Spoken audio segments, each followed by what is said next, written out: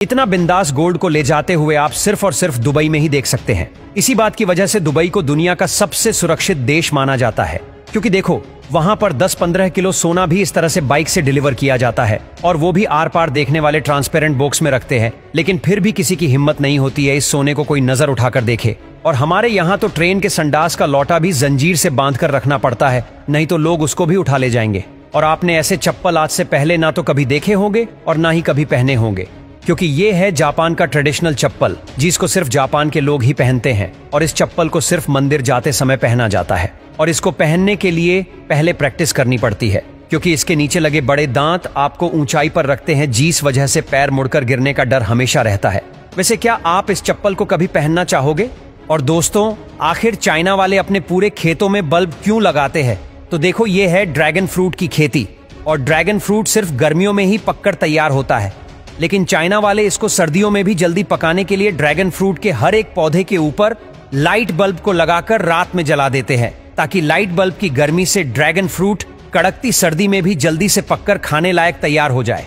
और ये है बाहुबली चुंबक, जिसे अगर आप लोहे पर चिपका दो तो लोहा टेढ़ा हो जाए। लेकिन मजाल है कि ये अब अपनी जगह से 1 इंच भी हिल जाए। और इस चुंबक का इस्तेमाल लोग अलग अलग चीजों को उठाने के लिए करते हैं। लेकिन आजकल ज्यादातर लोग इसे नदियों में फेंक रहे हैं, क्योंकि कई बार नदी में नहाते टाइम या धार्मिक स्थलों पर किसी की अठन्नी चवन्नी नदी में गिर जाती है। ये उसे चिपकाकर निकालने का काम करता है।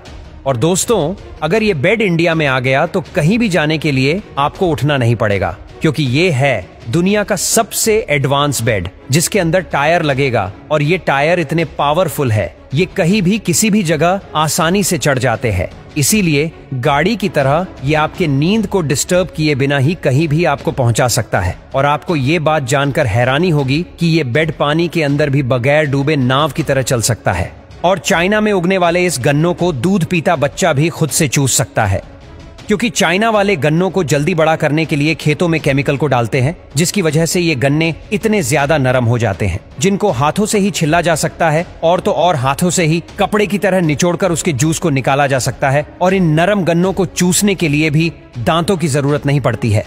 और आखिर ये लोग इन पेड़ों की छाल उतारकर इन पेड़ को नंगा पूंगा क्यों कर रहे हैं?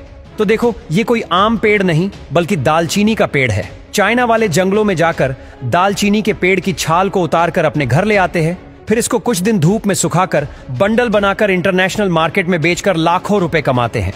क्योंकि दालचीनी को हर एक देश के लोग अपने खानों में मसाले के रूप में इस्तेमाल करते हैं। और दोस्तों, शायद इन्हीं सभी खाने की तकनीक की वजह से जापान के लोग 100-200 साल तक जीते हैं। क्योंकि जहां पूरी दुनिया में केले को छिलके उतार कर खा लेते हैं, वही जापान के लोग पके हुए केले को पहले कोयले की आग में पका लेते हैं, फिर उसके बाद उसको छिलके के साथ खाते हैं। क्योंकि जापान वालों का मानना है कि पके हुए केले को कोयले की आग में पकाकर खाने से कैल्शियम और विटामिन ज्यादा मिलता है।